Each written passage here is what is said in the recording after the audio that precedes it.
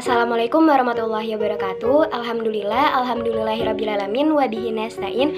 Wala umuriddin wadin. Wassalatu wassalamu ala asyrafil anbiya'i wal mursalin Sayyidina Muhammadin wa ala alihi washabihi ajmain. Amma ba'du. Perkenalkan, nama saya Gina Nurul Agustin dengan NIM belakang 128. Pada kesempatan kali ini saya ingin mempresentasikan tugas mata kuliah Bahasa Arab yang diampu oleh Bapak Irham Syaputra MA dengan materi yang berjudul Ilmu Nahwu. Mari kita langsung saja mulai ke materinya. Pertama-tama, saya ingin membahas tentang ilmu nahwu. Apa sih itu ilmu nahwu?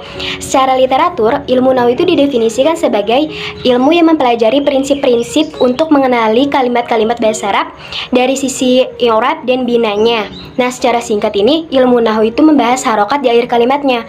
Contohnya, memakai huruf dhamma di akhir kalimat, memakai huruf fathah di akhir kalimat, dan memakai huruf kasrah di akhir kalimat.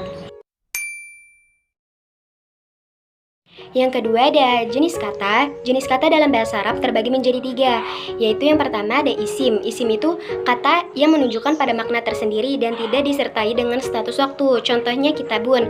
Kata kitabun ini merupakan isim karena memiliki arti buku. Nah, yang kedua ada fi'il. Fi'il itu kata kerja yang terikat dengan waktu. Contohnya kataba, dia telah menulis. Yang ketiga ada harf atau huruf.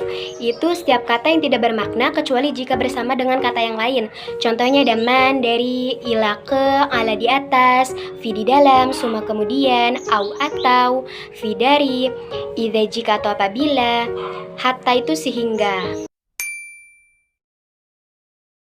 Yang ketiga ada jenis nama. Jenis nama dalam bahasa Arab juga terbagi menjadi 3. Yang pertama ada isim mufrad. Isim mufrad ini isim yang menunjukkan suatu makna yang berjumlah 1. Contohnya muslimun, seorang muslim. Yang kedua ada isim musanna. Isim musanna ini isim yang menunjukkan suatu makna yang berjumlah 2 atau ganda. Contohnya muslimani, 2 orang muslim. Yang ketiga ada isim jama'. Isim jama' adalah isim yang menunjukkan suatu makna yang berjumlah banyak atau lebih dari 2. Contohnya al-muslimuna. Keempat, ada jenis kata kerja. Jenis kata kerja atau fi'il dapat dibedakan berdasarkan waktu kejadian. Yang pertama ada fi'il madi. Fi'il madi ini kata kerja yang terjadi pada masa lampau. Contohnya nasoro, ya artinya itu telah menolong. Yang kedua ada fi'il mudhari. Fi'il mudhari ini kata kerja yang terjadi sekarang. Contohnya yang suruh, sedang menolong. Yang ketiga ada fi'il amar atau kata kerja perintah. Contohnya unsur, tolonglah. Yang keempat ada mustakbal, itu pekerjaan yang belum atau akan dikerjakan. Contohnya sakulu, saya akan makan. Yang kelima ada tanda i'rab. I'rab adalah perubahan cara membaca akhir huruf pada suatu kata yang tergantung pada amil yang memasukinya. Yang pertama, kalau katanya dengan dhammah itu disebutnya marfu'ah. Yang kedua, kalau katanya dengan fathah itu disebutnya mansubah. Yang ketiga, kalau katanya dengan kasroh disebutnya majrurah. Yang keempat, kalau katanya dengan sukun itu disebutnya majazumah. Nah, yang perlu diingetin juga, kalau misalkan kasroh ini khusus nama atau isim, yang sukun ini khusus kata kerja. Yang keenam, mabdi dan mu'rab. Dalam bahasa Arab, selalu ada nama dengan satu harokat. Contohnya nahnu, selalu dengan dhammah, amsi, selalu dengan kasroh. Nah, harokat yang tidak bisa diganti dalam kalimatnya disebut mabniyah. Nah, harokat yang bisa diganti dalam kalimatnya itu disebut mu'rabah. Yang ketujuh ada jenis kalimat atau jumlah. Nah, jenis kalimat atau jumlah ini terbagi menjadi 2. Yang pertama adalah jumlah ismiyah. Jumlah ismiyah itu jumlah yang harus dimulai dengan isim. Yang kedua ada jumlah fi'liyah, itu jumlah yang harus dimulai dengan kata kerja atau fi'il. 8 ada tanda nama. Cara mengetahui bahwa itu isim atau bukan adalah kalau misalkan jika ada huruf alif lam, ta marbutoh, kasroh, tanwin atau ya, itu berarti isim atau nama. 9 ada jumlah fi'liyah. Jumlah fi'liyah kan jumlah atau kalimat yang harus dimulai dengan fi'il atau kata kerja. Contohnya kalau zaman lalu laiba al-waladu. Kalau zaman sedang yal'abu al-waladu. Kalau waktu yang akan datang tapi dekat sayal'abu al-waladu. Kalau waktu yang akan datang tapi jauh saufa yal'abu al-waladu. Kalau kata perintah il'ab ya waladu. Yang ke-10 ada mubtada dan khobar. Mubtada adalah isim marfu atau isim yang diterangkan yang letaknya pada awal kalimat. Sedangkan khobar ini isim yang menerangkan mubtadanya sehingga maknanya menjadi sempurna. Contohnya Muhammad mujtahidun. Muhammad ini sebagai mubtadanya, mujtahidun sebagai khobarnya.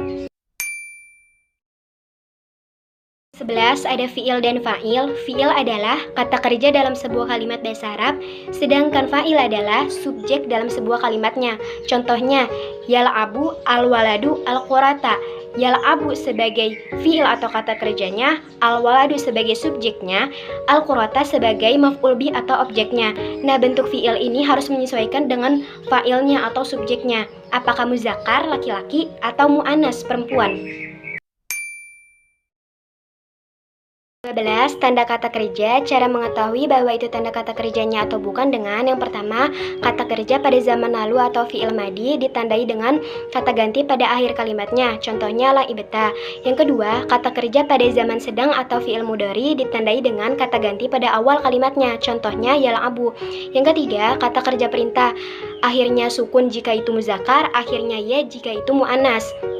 Keempat, kata kerja pada masa waktu yang akan datang tapi dekat, itu dimulai dengan sin, sa'usoli. Yang kelima, kata kerja yang akan datang tapi waktunya jauh, itu dimulai dengan saufa, contohnya saufa azhabu. 13. I'rab jumlah fi'liyah. Kita ambil contoh dari kalimat yal'abu al-waladu al-qurata. Yal'abu ini sebagai fi'il mudhari marfu'ah karena terakhirannya dhamma. Al-waladu sebagai fa'il atau subjek marfu'ah juga karena terakhirannya dhamma. Nah, al-qurata ini sebagai maf'ul bih atau objek mansubah karena terakhirannya fathah. 14. Huruf al-jar. Huruf jar adalah huruf yang dapat membuat isim sesudahnya menjadi majrur, juga dapat menyempurnakan makna dari fi'il atau kata kerja sebelumnya. Nah, sesudah huruf jar ini harus ada isim. Nah, huruf-huruf al-jar terdapat min, ila, an, ala, fi, ba, kaf, dan la. Contohnya itu kalimatnya yal'abu al-waladu al-qurata fil mal'ab. Fi ini sebagai huruf al-jarnya, al-mal'ab sebagai ismun majrurah karena akhirannya kasroh. 15. Ada sifat. Sifat adalah isim yang menyatakan kepada sifatnya sesuatu, baik itu berdasarkan ain atau zatnya. Contoh kalimatnya itu yal'abu al-waladu as-sagiru al-qurata fil mal'ab. Nah, sifat juga harus sama dengan kata sebelumnya. Misalkan al-waladu itu muzakkar, as-sagiru juga harus muzakkar. Kalau al-waladu itu akhirannya dhamma, as-sagiru juga harus akhirannya dhamma. 16. Ada atof. Dalam ilmu nahwu, atof yaitu menggabungkan antara ma'tof yaitu lafal yang mengikuti dan ma'tof ilahi yaitu lafal yang diikuti, dan bisa disimpulkan atof itu kata hubung. Nah, huruf atof ini terbagi menjadi 9 macam. Ada waw, fa, summa, au, am, ima, bal, la, lakin, dan hatta.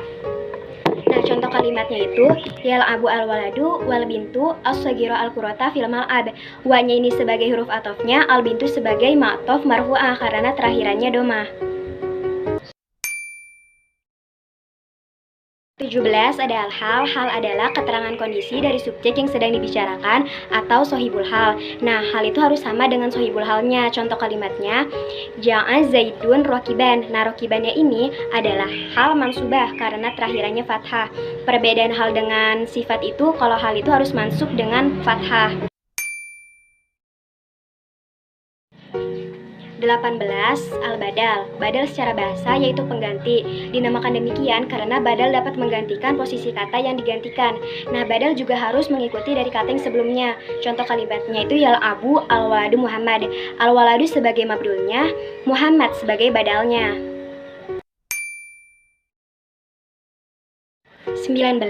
Zaman yang lalu atau fi'il madi. Dalam bahasa Arab, kata kerja yang pada zaman dahulu itu mabni. Nah, mabni itu yang tidak bisa diganti harokat dalam kata kerjanya. Nah, contoh kalimatnya la'iba al-waladu al-qurata. La'iba itu fi'il madi mabni alal fathah. Nah, kata kerja pada zaman dahulu itu bisa mabni dengan dhammah atau sukun. 20. Kata kerja perintah atau fi'il amar. Dalam bahasa Arab, kata kerja perintah juga mabni. Mabni itu tidak bisa diganti harokat di kata kerjanya. Contoh kalimatnya, il'ab ya Muhammad. Il'ab ini fi'il amar mabni ala sukun.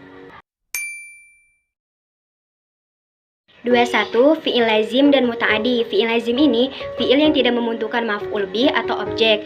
Kalimat tersebut tidak membutuhkan maf'ul untuk menyempurnakan maknanya. Contoh kalimatnya itu koma Muhammad. Komanya sebagai fi'il atau kata kerjanya, Muhammad sebagai fa'il atau subjeknya.